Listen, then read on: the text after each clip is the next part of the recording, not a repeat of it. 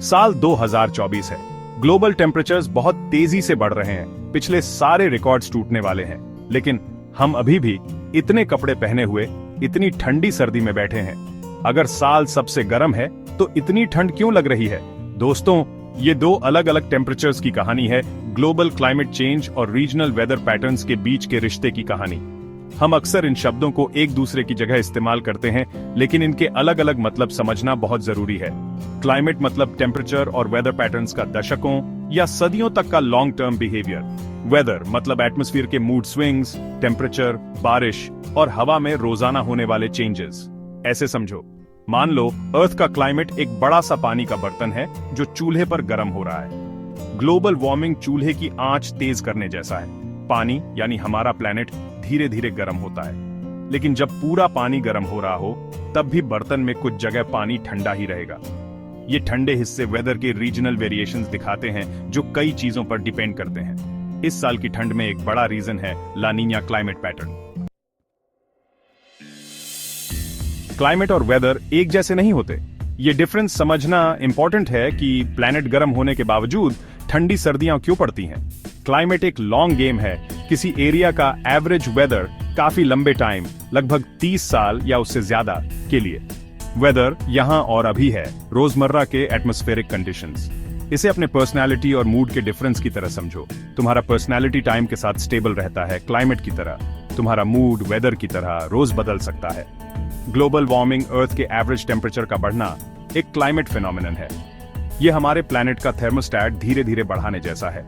Weather events जैसे heat waves, cold snaps, storms और floods इस वार्मिंग ट्रेंड से प्रभावित होते हैं, लेकिन रोज और हर साल काफी बदल सकते हैं। इंपॉर्टेंट बात यह है कि ग्लोबल वार्मिंग स्टेज सेट करता है और रीजनल वेदर पैटर्न्स हमें ग्राउंड पर स्पेसिफिक कंडीशंस देते हैं। और इस साल ला नीना इन पैटर्न्स को शेप करने में एक मेजर रोल प्ले कर रहा है, जिससे कुछ जगहों पर काफी ठंडी सर्दी पड़ रही है। ला नीना स्पेनिश में छोटी लड़की सुनने में इनोसेंट लगता है, लेकिन ये क्लाइमेट पैटर्न ग्लोबल वेदर को इन्फ्लुएंस करने में बहुत पावरफुल है। इसमें central and eastern tropical Pacific ocean में सी सरफेस टेम्परेचर्स एवरेज से कम होते हैं। इस छोटी लड़की को हल्के में मत लो, इसका इफेक्ट दूर दूर तक होता है। पैसिफिक ओशन को एक जायंट स्विमिंग पूल समझो। नॉर्मली ट्रेड विंड्स गर्म पानी को ईस्ट से वेस्ट ले जाते हैं और वेस्टर्न पैसिफिक में इकट्ठा कर देते हैं। इससे ईस्ट में गहराई से ठंडा न्यूट्रिएंट रिच पानी ऊपर आता है जो मरीन इकोसिस्टम को सपोर्ट करता है। लेकिन ला नीना के दौरान ये ट्रेड विंड्स तेज हो जाते हैं और ज्यादा गर्म पानी वेस्ट की तरफ पुश करते हैं। इस इंटेंसिफिकेशन से ईस्ट और वेस्ट के बीच टेम्परेचर डिफरेंस बढ़ जाता है, जिससे world wide atmospheric circulation patterns disrupt होते हैं। सिंपल शब्दों में, ला नीना ग्लोबल एटमॉस्फेरिक मशीनरी में गड़बड़ी कर देता है, जिससे कॉन्टिनेंट्स में टेम्परेचर और बारिश के पैटर्न्स प्रभावित होते हैं। कुछ रीजन्स में इससे ठंडी और गीली सर्दियां पड़ती हैं, जबकि दूसरी जगहों पर गर्म और सूखे कंडीशंस होते हैं।